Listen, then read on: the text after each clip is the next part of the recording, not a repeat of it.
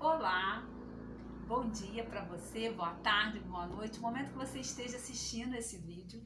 Eu sou Alessandra Cardoso, sou pedagoga, neuropsicopedagoga e venho aqui trazer um pouquinho mais sobre os conhecimentos da neurociência dentro do desenvolvimento e como ela influencia no nosso dia a dia.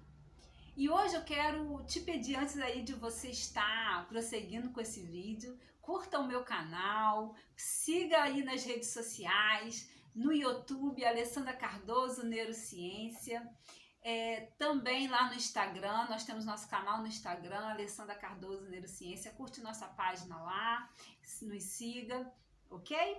E eu quero hoje falar um pouquinho mais sobre linguagem.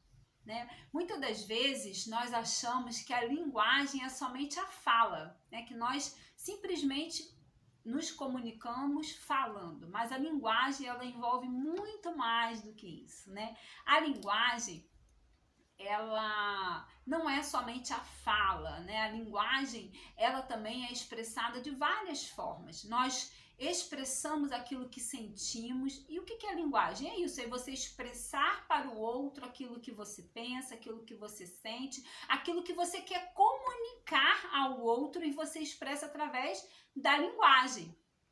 E a linguagem, nós fazemos pela fala, mas também nós podemos fazer pelo quê? Da forma que nós falamos algo, na forma que nós comunicamos algo, como nós usamos gestos, como eu estou fazendo aqui para você agora, a prosódia, como a forma como a qual a gente fala, tudo isso vai atingir o cérebro do outro de uma forma diferente, a forma como você está comunicando isso.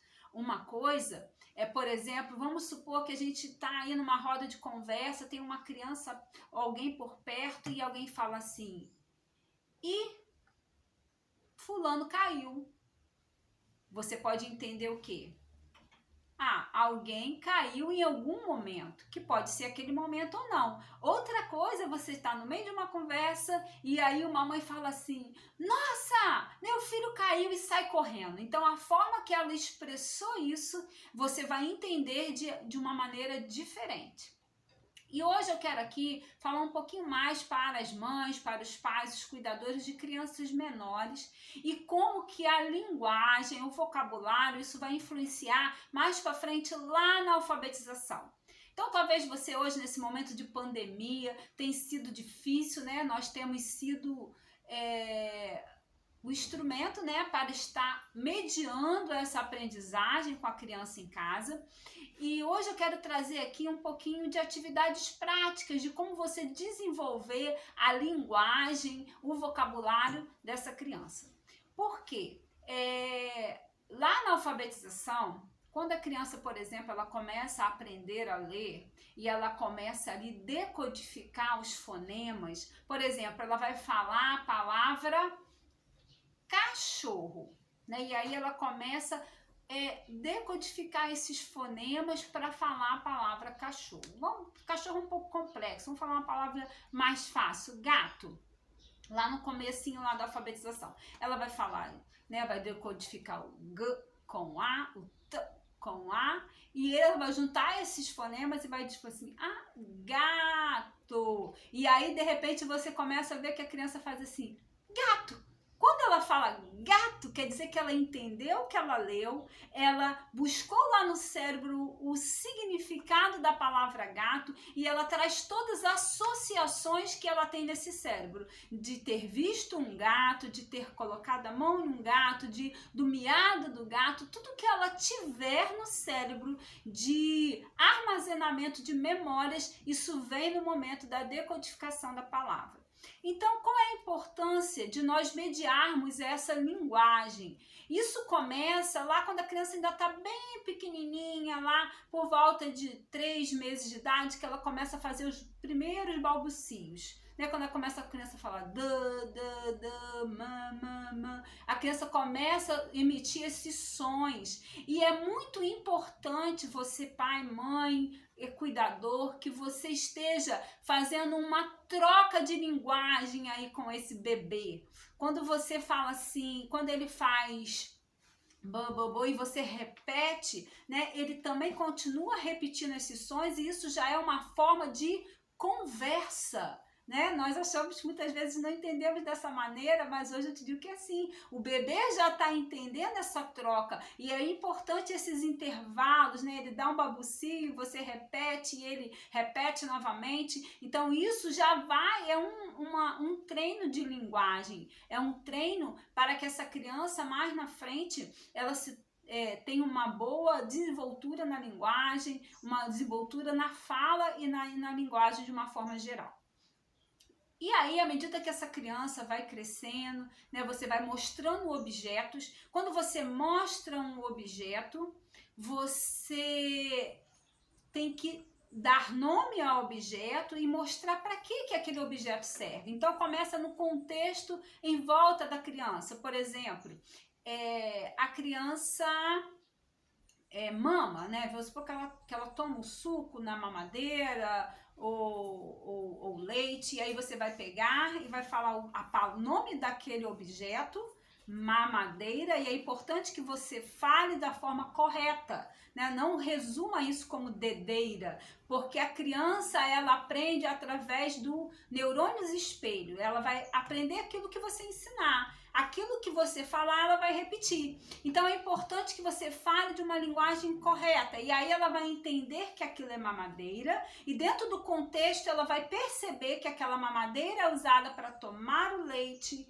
né? Que aquela mamadeira ela faz parte do contexto da vida dela e isso fica armazenado na memória.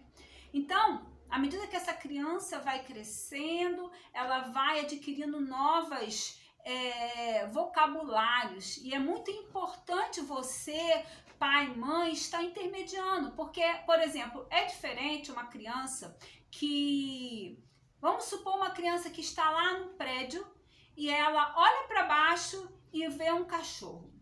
E aí ela pergunta, mamãe, o que é isso? E aí a mãe fala assim, é um uau-uau. Tá. Mas vamos supor que nesse mesmo prédio, a mãe, uma outra mãe com uma outra criança, ela vê o cachorro lá embaixo e ela fala assim, que é isso, mamãe? E ela vai falar, meu filho, esse é um cachorro.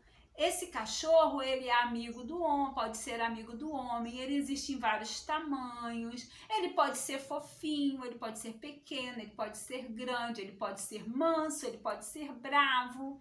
E vamos supor que um outro dia essa mãe encontre com um cachorrinho que ela possa interagir, ela vai, aqui meu filho, o cachorro, passa a mão no pelinho, olha como é que ele é fofinho, mas existem cachorros que são bravos. Imagine essas duas crianças na sala de aula. Quando o professor pegar uma figura do cachorro e perguntar o que é isso aqui, criança, vai falar simplesmente o quê? Au, au, porque foi o que a mãe explicou para essa criança o que era aquela figura, o que representava aquela figura. Agora, a outra criança que a mãe interagiu e que explicou com uma linguagem mais profunda e explicou o que era, o que aquele cachorro fazia, ele vai ali, não tia, esse é um cachorro, ele faz isso, ele faz aquilo.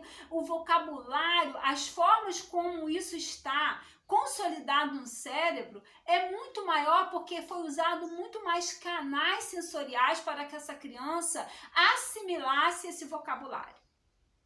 Então aqui para o vídeo não ficar muito longo, eu vou deixar aqui uma dica para você estar fazendo com seu filho, trabalhando isso em casa, tá? Só um minutinho. Aqui eu tenho algumas figuras, vou pegar aqui, por exemplo, a figura da vaca. São figuras que a gente acha com muita facilidade na internet, você pode baixar, mandar imprimir.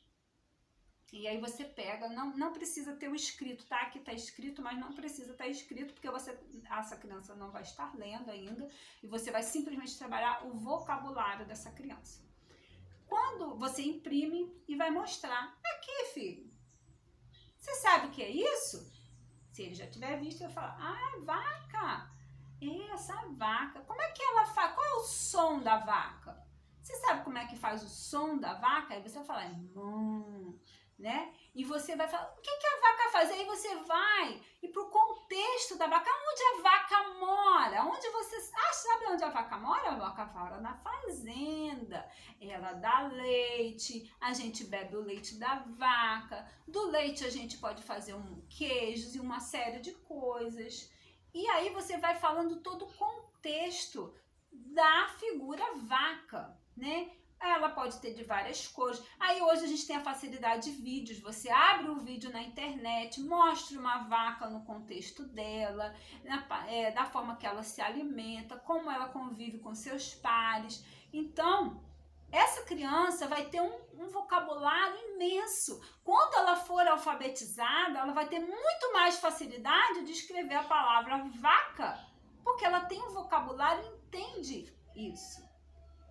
Estão percebendo como que a alfabetização ela começa muito antes do que a gente imagina? Né? Ela começa lá, como eu falei, ainda até na barriga da mãe, quando a mãe começa a falar com essa criança e ela já começa a perceber os sons que estão em volta dela. Isso já é uma forma de você estimular uma futura alfabetização. Né? Aqui vou dar mais um exemplo do gato, a mesma coisa, você vai pegar a figura do gato, né? O gato é um animal fácil de ser encontrado, né? Se você for em algum local, numa casa, se você não estiver em casa, você vai mostrar, olha, esse é o gato faz o quê? O gato faz miau. E aí você vai o quê? Dar todo o contexto do gato, cores que podem ser encontradas do gato, e aí você vai estar novamente fortalecendo aí esse vocabulário. Tá bom? Para o vídeo não ficar muito longo, eu vou estar finalizando aqui, né? Eu gostaria aí que você me seguisse, como eu já falei no começo, para a gente eu pretendo ainda estar gravando muitos vídeos sobre esse assunto, sobre outros assuntos de desenvolvimento infantil, da importância de atividades para que você contribua para esse desenvolvimento. Lembre-se que a alfabetização ela é uma construção que começa lá bem no alicerce. O alicerce começa lá na primeira infância, de 1º ao 3º ano de idade, e isso vai fortalecendo até chegar a um prédio, tá bom? Então, e essa criança precisa de você como mediador. Você é o instrumento para mediar essa criança, para que ela entenda o mundo. E eu fico por aqui, já agradecendo aí o seu like, já agradecendo aí a sua curtida e você ter inscrito no meu canal, tá bom? Um grande abraço e até mais!